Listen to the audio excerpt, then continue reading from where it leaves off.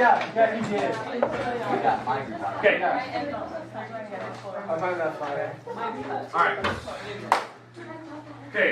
Is there a certain question you want to know from the homework? Let's talk about that first before we get to this. Okay, somebody give me 68. What do we got? X over x minus 2 plus 1 over 3 over 3 over x squared minus 4. X squared minus 4 plus 1. Like that? Yeah, that's brain buster. Okay, all right. How I do this problem, what I told you the other day, the shortcuts. I would definitely, in my way of doing this, I would try to get common denominators on the top to add the tops together. And then I would get common denominators on the bottom to add the denominator together. The reason why is it makes it easier to get them down to one fraction and then go from there. It's different than the way the book says. The book says you're supposed to pick a common denominator, multiply everything by whatever that is, it cancels everything out. It's a long process. I don't do that. So going off of this, the common denominator for the top is an x minus 2. So on this fraction over here with the 1, I'm just going to change this to x minus 2 over x minus 2. Does that make sense how I can do that for the number 1? Because 1 can be 1 over 1, and then I can make it a common denominator. That way I can actually add those together. Okay, on the bottom, what's your common denominator? X squared minus 4. Now, if you want to factor that apart, that's fine. I'm not going to worry about it for right now since there was nothing over here. It's just a 1, so I'm going to go x squared minus 4. X squared minus 4. Now, technically, you probably want to factor that if you're doing the book way, because you need to see what the denominators are. These are difference of squares. Okay, does that make sense what I've just done so far? That's step 1. Common denominators. That's how I can add these two fractions together on the bottom, add the two fractions on the top. Agreed? Yes. Okay, now, let's add straight across on the top. When you add across the top, you add the numerators. That's how the fractions work. So I'll actually get 2x's minus 2 on the top when I actually add the x's together, because those can add. And then on the bottom, you don't actually change the denominator. That's how you add fractions. Does that make sense now? What about the denominator, bottom? What do I get when I add? X squared minus 1. X squared minus 1. All over x squared minus 4. Make sense? Questions, comments so far on this problem? Now, Wait, yes. what question? Never mind. Okay, figure it out. All right. Now, before I move on, there is exceptions to the domain if you're still doing that. The domain, I did it for all the problems just because I didn't know which one said to do it or not to. So domain, it's all real numbers, so all real numbers, except what would ever make the bottom 0. So far when I looked at the original problem, positive 2 is definitely an exception. If I factor this apart, it would be plus and minus 2. Because it's the difference of squares. So these are the two numbers so far that are exceptions on the denominator. Does that make sense, like how I'm coming up with that? We're going to eventually see more later because I'm going to start flipping, and we're going to add more to this idea of what the exceptions are. But how I'm getting these two numbers from the original problem, that 2 would cause a problem here, negative 2 would definitely cause a problem down here, for sure. Okay, but let's keep going. So at this point, what I told you before is we want to do a reciprocal. I want to take this bottom and multiply it to the top, because technically I'm dividing by the fraction. So I'm going to take the numerator, this is the numerator, and I'm going to multiply by the reciprocal of the bottom. That way I can get rid of these fractions. This is the reciprocal of the bottom. Does that make sense? Because technically it was dividing by a fraction. So I can flip it. There's no more crazy, what they call a complex expression here, because there's not fractions over fractions anymore. Okay, agreed? Like what I did so far? Now that we have it set up, and we're going to go from here. We're going to go from here. We have a new denominator, right? Because we flipped it over. What's the new numbers that are exceptions on that bottom? Now we have 1 and negative 1. 2, 1, and negative 1. Because this will factor apart. So we have to add those to the exception list. 1 and negative 1. Those are now new exceptions. We cannot use those. Does that make sense so far? You have to always go through every step to see. Now, some of these will be removed, we'll know that, but when you actually graph this original problem, like if you were to type this in Google and graph it, you would definitely see there would be blanks here, there would be gaps. Even worse if they don't cancel out. But let's keep going here. Now that I'm here, you need to factor. So let's factor that top left corner. How do I factor this? Yeah, Okay, I have 2 is common factor, so it's x minus 1. Down here, I can't really do anything with that, so it's fine. Upper right corner. Yeah, difference of squares. So x plus 2, x minus 2. And then the bottom, same thing, difference of squares. X plus 1, x minus 1. And now I can start crossing things out. So the things that are going to cancel out here, because now we're actually multiplying the 2 fractions, that's why I'm allowed to simplify. I always look up and down, is there anything? No, not yet. Let's go diagonally. The negative 1s are gone, the negative 2s are gone, and that's about it. So what's my final answer here? 2x plus 4 over x plus 1. Ooh, you actually multiplied it all the way through. That's good. 2x, so 2 times x plus 2, which if you heard Nicole, she actually distributed it through, over x plus 1. That's it. If you want to FOIL, if you want to distribute it through, that's fine. If you don't, you want to leave it like that, it's fine too. I'll have both kind of on my paper. Okay.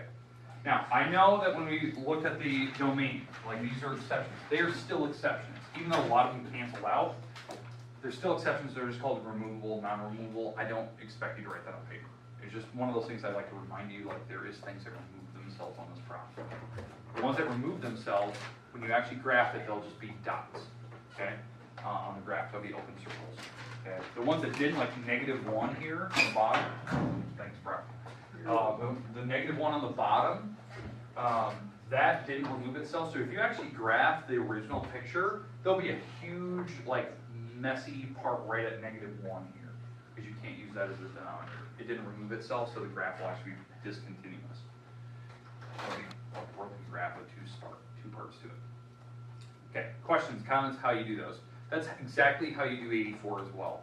84 is the same style problem.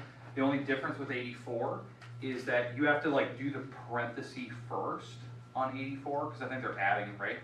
They're subtracting. You have to subtract those, so you have to get common denominators, kind of like what I did here. So you can actually subtract those. And then you can go, once you have that down to one single fraction, then you can either, I think they just have you multiplying in between them. So then you can just do the same thing I'm doing at the very, very end. But you have to add. Adding is finding common denominators. Okay, how many people need about 5-10 minutes to kind of fix something? Okay, 5-10 minutes, you got that right now. Then we're going to go through a couple notes today. Okay? Yes, EFT is over there. Oh my God. Lord, I think that Mr. Wiggins is very nice. What? I don't need that. No, I'm taking Spencer. Taking the whole freshman class. He's taking the whole freshman class. I don't know who that is. Constantly about that. And I don't want to be. His girlfriend's best friend. Oh yeah. I was definitely laughing. He really came across really well. That's her One best time I got friend. beat I forgot my badge. I've seen her once. Wow. They get Bad day. That was a bad day. Hey, And What? come on real quick, buddy. no ambiguous theory. And I was pretty passing time. You want to run, you better. Okay, I got to send an email. Ray, you're an Do you idiot. have to do domain right or domain on all of them? I didn't know. I did it for all of them because I didn't know which ones said you had to. Okay. I didn't know which ones. I did it for each because it was easy enough. So. Were you with him? Yes, I forgot. All right. Okay. All right. Today, we're only going to take a few notes here for the last 15 minutes of class. It's one of the things I want to make sure. We started this yesterday, where we started solving equations out, and I said there was many different types, right? We had first degree that we looked at yesterday, which are linear equations. We looked at ones where they were single variable, they had multiple variables, and we did one where it was rational. Well, today we're going to start with the linear, we're going to try a rational, and then we're going to get to quadratics. Now, we'll probably end with quadratics today. The reason why, there's like 4 types of quadratic type of equations that we can solve.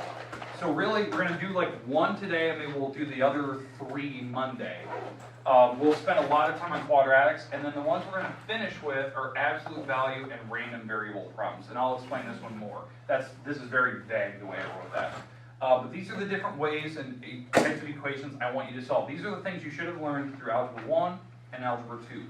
Like little basic things. Like these are not super difficult. The ones that are difficult are probably the rational ones. These are the ones that always get people. You guys, you proved it right now. Like this homework that we had. These are all rational problems. Well, now we have to solve them with equations. So Mara, fire away. I just need that one of the first type of problems, please. Use a prime number, please. 7x plus 4 7x plus 4. She did. equals x plus 16. X plus 16. 16 All right. and 4. This is a linear equation. It's got single variable. There's no fractions. There's nothing complicated. There's no radicals on it. There's no absolute value bars. It's just a linear equation. To solve these, the rule is you want to add and subtract first. So remember, we're doing SADMAT. So add and subtract first. Then you can multiply and divide second. And then you can do exponents and parentheses last. Okay, so in this case, I'm going to add and subtract the numbers around. So I'm going to move the 4, move the x. When you do that, you're subtracting. So 7x minus 1x, 16 minus 4, which is 12. And this turns out to be a 6. Last step, you just multiply and divide. We didn't have any parentheses or anything like that. That's my answer. Okay. Notice I'm not having you do all the steps like we did in geometry. It's just, can you get to the final answer? Can you do 1 or 2 steps on paper? That's what I expect to see like on a test, on a quiz. Okay, obviously test next week. You have to be able to solve an equation, some type like that. I think most people can do that in their sleep. Okay, all right. Second type of problem. Fire away. Try to pick one where it has. Pick a prime number. Yep. All right. No rules. 3 3 over x plus 3 x plus 3 equals equals 5 over 2x plus 6 plus 1 over x minus 2. Okay, all right, so on this particular problem, now we're into the more difficult stuff. Now we have equations where it's rational. Okay, the rule on this one is we need to get rid of the fractions, and we want to try to make this one from a rational problem down to a linear equation. Now these types of problems, when you get to it, have the potential where it turns out to be quadratic because of how many things we're multiplying and all that good stuff. Okay, when I first start this problem, what I would do is I would factor the denominators apart if you can. Well, we can definitely factor this apart right here. They have a 2 in common, so I'm going to pull out the 2 just to see what the denominators are. So when I look at this problem, the common denominators on this entire problem going all the way across, the different things I see is an x plus 3, an x minus 2, and I see one of them has just a plain 2. Does that make sense? Like what my common denominators are? Okay, so what I'm going to do on this problem, this equation, to make it look like one of these, I'm going to take this mess, this is all the parts that are on the denominator, and I'm going to multiply it on everything. That way it will cancel out fractions as we go. Does that make sense? That we do these on equations. I try to avoid doing something like this on those last homework problems because it makes it too difficult. So I'm gonna, because some people like they always tell you like add fractions on these. Oh, if it's an equation, this is actually the faster route. So when I actually multiply this right here, what happens? The x plus 3 cancels, and what I'm left with is 2 times 3 times the x minus 2. Okay, now how that works? When I multiply this onto here, the x plus 3's cancel. So what I was left with is 2 times 3 times this. Does that make sense? As I went across. So that's this left side of that equation. Now keep going here. Let me get rid of this. Sorry. That's x plus 3. All right. Now taking this item times this part. Well, the parts that will cancel is the 2 and the x plus 3's, because those cancel. And what I'm left with is the x minus 2 and the 5 being multiplied together. Make sense? So you get rid of the fraction. Yeah, I'm getting rid of the fractions. That's why we're multiplying by the common denominator. Now last, going back here, this is plus 3, this is a 2. All right, so back to the original problem. Now I'm taking this mess times that. Well, the things that cancel will be the x minus 2's. So what I'm left with is the 2, the x plus 3, and the 1 back there. 2, 1 times the x plus 3. And what should happen if you do this correctly, it should hopefully turn into a linear equation. Hopefully, if there's not a lot of variables. So it could be quadratic, we'll see those probably in the next problem, but this is what we have, and now we can solve from here, because now you can just multiply. And we can simplify this thing out. So, doing the math here, this is 6 times both of these, so because that's 2 times 3, times both of these, that's 6x minus 12. So I actually distribute the 6 through that. Back here, 5 times that is 5x minus 10. And over here, that is 2 times this stuff, and that's 2x plus 6. I actually distribute the 2 times 1. Okay, makes sense? Now, how you solve, you add things together, you move stuff around. We'll eventually get a 1x on this side, and if I move the 10 over and the 6 over, I get a negative 18 plus 10, so that's negative 8. So negative 18 plus 10 is negative 8, and that's your answer because the 1 can go away. Because you can divide by 1. Your answer is negative 8. That makes sense. Problem balance. Now, you also have to check, there was exceptions on that problem. Numbers you can't use. You couldn't use negative 3, positive 2. Those are problems you had to throw out. So if your answer actually turned out to be a positive 2 down here, this problem would technically have no solution because you couldn't use it in the original problem. Like it was an exception, so there's no answer to this problem. You couldn't graph it. Okay, questions, comments? Okay, those are linear-based equations, rational and the linear equation. Okay, the last one I want to finish with today is a quadratic. Okay, I want to just do one of the basic ones, so more pick one of the easy ones. Okay, all right. Does everyone have these? Examples. Yeah. Okay, all right. So now the last one is a quadratic. We're going to pick an easy one for right now. This one doesn't require any factoring or anything like that. This is something that we're going to use. This is a little rule that we're going to use for Monday's notes. And yes, you are getting an assignment Monday, which is your last assignment for the week. So, all right. So we got 5x squared 5x squared plus 1 plus 1 equals 51. equals 51. All right. So in this particular problem, how we actually do this problem is you solve it like a linear-based equation. You add and subtract first, because we have to add and subtract first, then you can multiply and divide, and then you can do exponents in parentheses last. So, subtracting the 1, dividing by 5, and then taking, now the last thing is we have to deal with the exponent. Well, when you take the exponent to the other side of an equation, you have to do the inverse operation. The inverse of a square is a square root. But you have to remember, when you do square roots, there's 2 potential answers. Square roots have 2. Cube roots don't, they only have 1. Fourth roots have 2 answers, you know, that type of thing, because it's an even root. So, and how I know that it's a square root, the index number is a 2.